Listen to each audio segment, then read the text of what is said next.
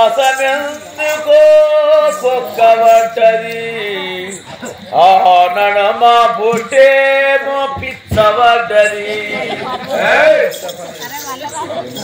ఏమేమి సరూపా పల్లీల పచ్చడా, ఏమేసి నూనెవో నా ముజ్జంతో పండింది, ఎర్ర కోదుగు తిరగింది.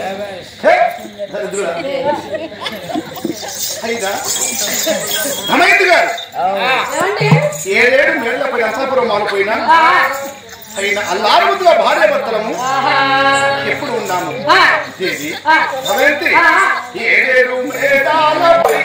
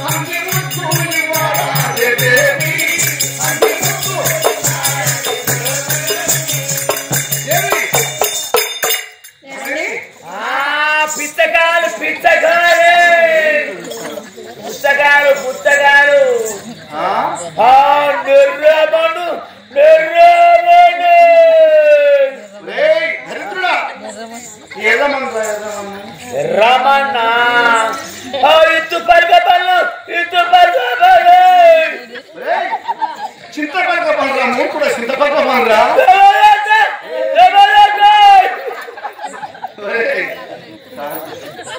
డబల్ రోడ్ల దరిద్రుడా, డబల్ రోడ్ల అయినా ఆ దమయంతి అల్లారుముద్దుల బ్రహ్మతో ప్రేమతో భార్య భర్తలను చెంటగా ఎప్పుడు జీవిస్తున్నాము.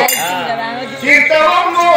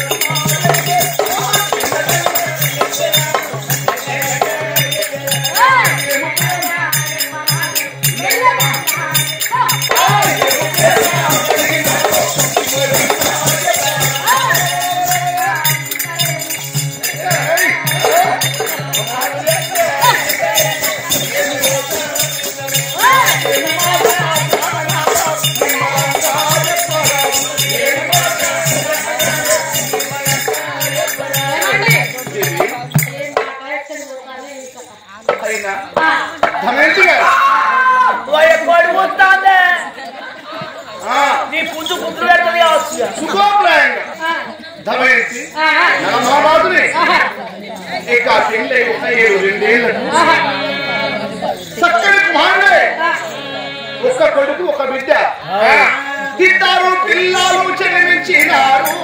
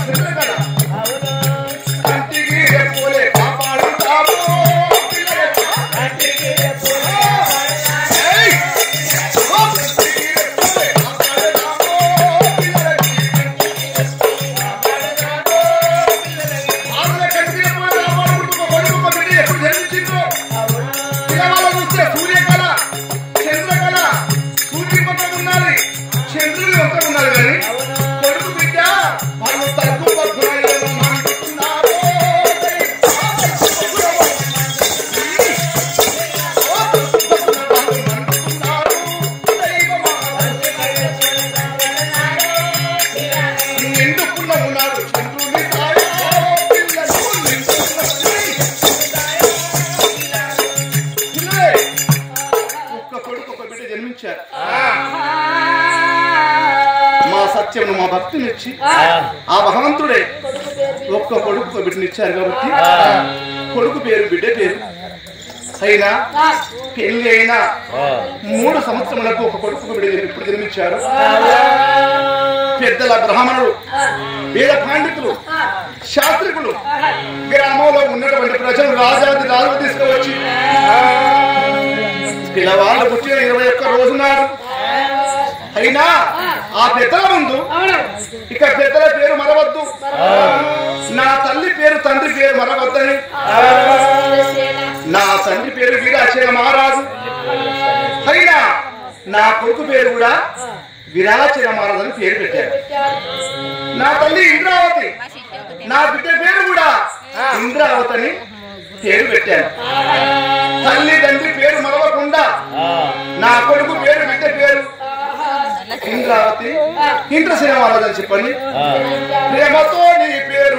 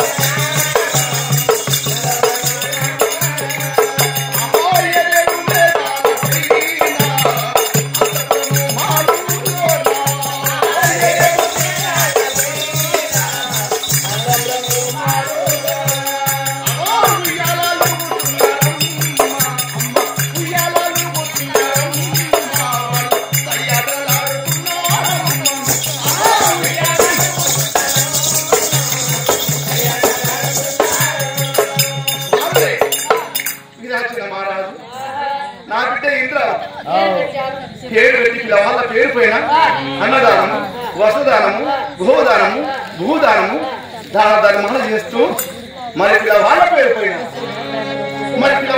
పైన అన్నదానం ఎప్పుడు చేశాను, పిల్లవాళ్ళ పేరు ఎప్పుడు పెట్టాను.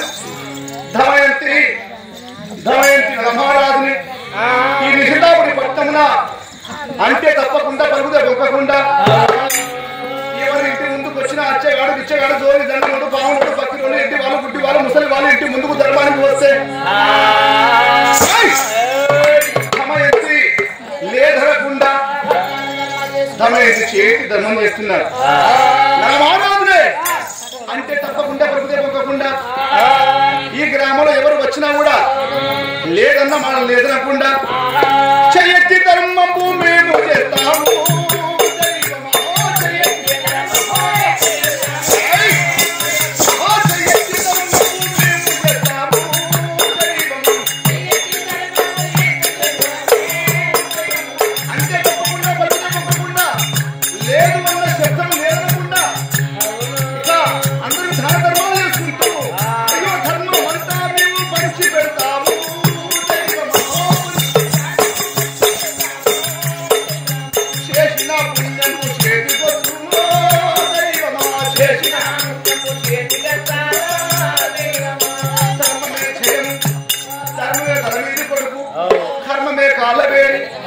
ధర్మం చెల్లి పదార్థము అనే దాన ధర్మాలు చేస్తూ ఎప్పుడు మహారాజుని దమయంతిని కొడుకు బిడ్డ అల్లారుగా సాదుకుంటూ రాజ్యాన్ని ప్రజల్ని కంటికి రెప్పవలే కాపాడుకుంటూ ఈ యొక్క నిషితాపురి పట్టణాన్ని ఎప్పుడు పరిపాలిస్తున్నాము.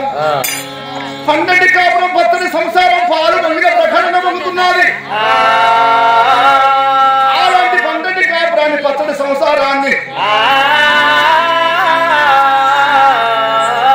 మరి ఎవరు ఈ అన్నటి సంవత్సరాన్ని ఎవరు పాడు చేయబట్టిది దైవమా.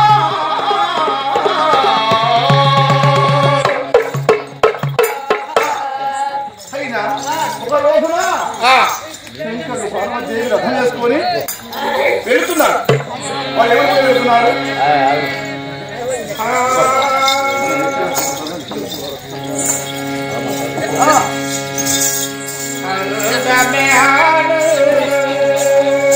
ఆ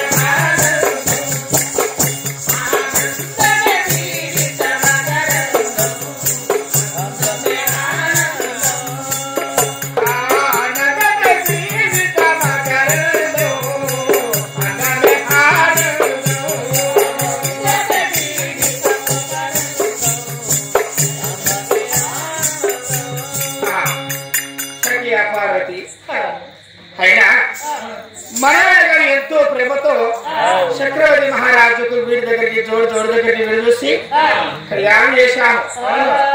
మరి వారి యొక్క జంట చూడగా ఆ చిక్క గోరెక్కలాగా పావురాల జంటలాగా ఆ ముద్దు ముచ్చడి వేస్తున్నది జంట.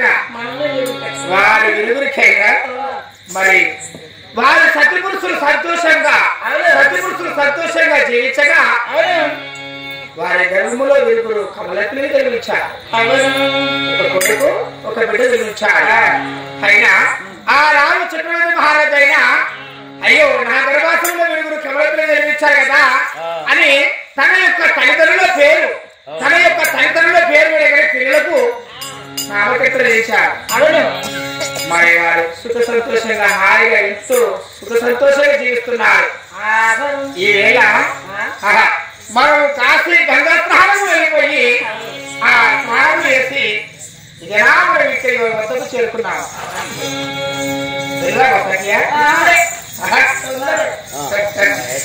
నా యొక్క పార్వతీని గురువు కలిసి దేవరా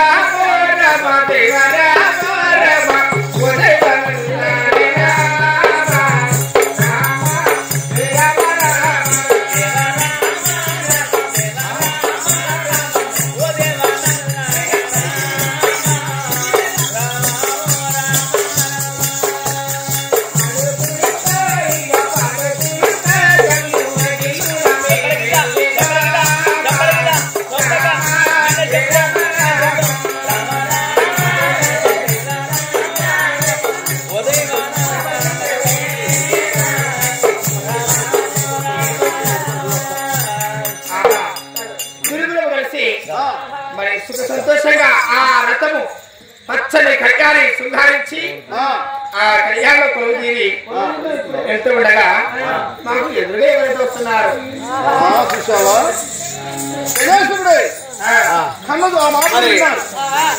తాను పైన ఉన్న నేను శనేశ్వరుణ్ణి అయినా తాను చెట్టు తల్లి రాయి చెట్టు తండ్రి అయినా శని మండలం వెళ్తున్నాను. నా పేరు శనేశ్వరుడు. అయినా ఇప్పుడు శంకరుడు ఏమో అనుకుంటూ వెళ్తున్నాడు. ఆ మాటలేంటో మళ్ళీ అతనితో అనిపిస్తుందని ఆ రథానికి అడ్డం రాని వచ్చాను. శంకర ఇప్పుడు అన్నా మాటలేమిటి ఓ శంకరు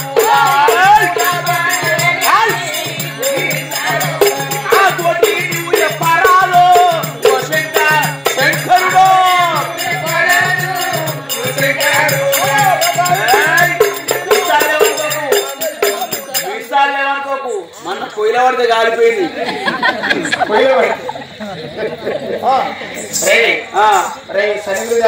ఏంటి నేను వెళ్ళే ప్రయాణంకు నేను వెళ్ళే తోవకు దారికి అడ్డం వచ్చాను. అవును, ఏమి రాని సందేహము. అయినా శంకరుడా ఏమో మీరిద్దరు అనుకుంటూ వెళ్తున్నారు. ఆ మాటలు ఏంటున్నారు చెప్పండి, ఇప్పుడు వింటాను. మేము సత్య పురుషులను ఏమనుకుంటూ వెళ్తున్నామంటే పార్వతి సత్యవంతుడు సత్యగుణవంతుడు అని చెప్పేది కాదు, పలికి బొక్కి వాడు కాదు. అతడు సత్యవంతుడు. అతని నోట ఆవిడ గాని అపకారమైన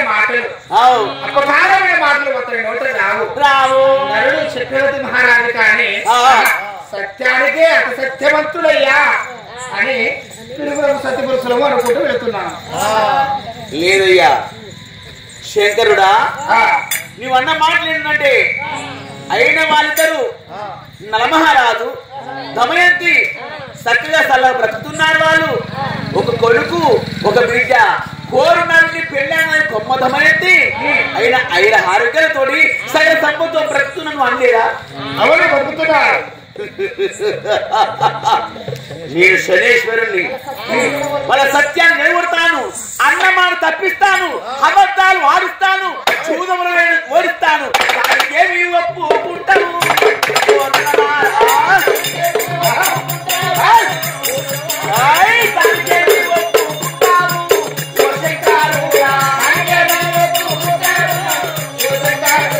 నాతోటి నువ్వు ఎప్పరాదు ఓ శంకరు. అన్నమాట తప్పించి అబద్ధాలు ఆడిచ్చి జూదములు ఓడించి సరిపదులు ఒక వస్త్రాన్ని కట్టిస్తాను, హరిలకు తోలుతాను. భార్య పిల్లలకు విడవాపుతాను. దుష్టుడు మార్కుడా నోరు మీయరా మూర్ఖుడా ఏమిటి అతని నోట నీవు అబద్ధం ఆడిపిస్తావా? ఆడిపిస్తాను. నీవు అవును, అన్నమాట ఆడిస్తాను, వాళ్ళని ఓడిస్తాను, సరిపడిలో ఒక వస్త్రం కట్టిస్తాను, అది అక్కడ భార్య పిల్లలకు విడవాపుతాను, హరిలకు తోలుతాను, వాళ్ళని కొంత కష్టాలు పెడతాను. నేను సర్వేశ్వరుడు అంటే మీరందరూ మొక్కవలసిన నాకే.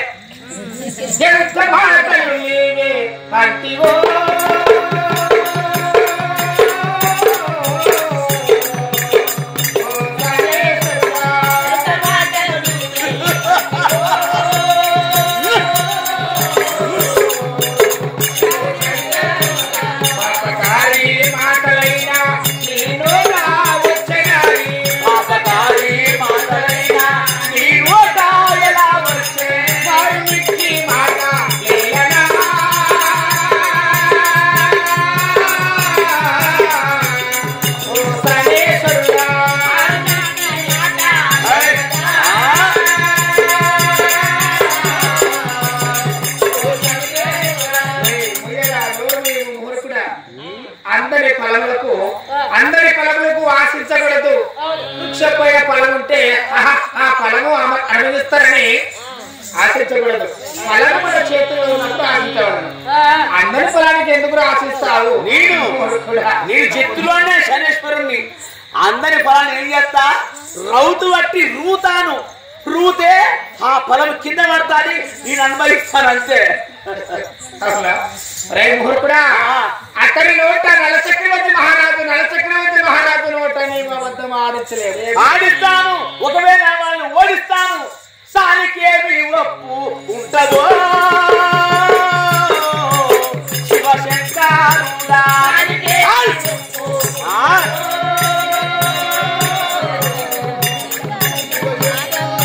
దానికి ఒప్పుకుంటావు చెప్పండి.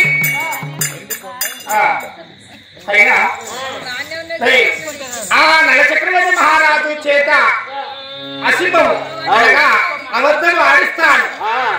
అబద్ధం ఆడిస్తే దేనికి ఓడ్చుకుంటాను అంటున్నావా? అవును. ఏంటి నాకు తెలుసు, నీవు అతని నోట అబద్ధం ఆడిచ్చేది నీతోనే కాదు. సరే అట్లయినా వచ్చిందని అతని ఎవరిని అబద్ధం ఆడిస్తాను అతని అంటున్నావు. అతన్ని అబద్ధం ఆడించే ఈ ఎన్నికొండ పడికొంట సభ, ఈ ఎన్నికొండ పడికొండ సభని నేను వేరే సభను ఒక్క గంట వినగానే ఒక వేరే సభలో కూర్చోబెట్టా నీ పాదాల సేవ చేస్తారా.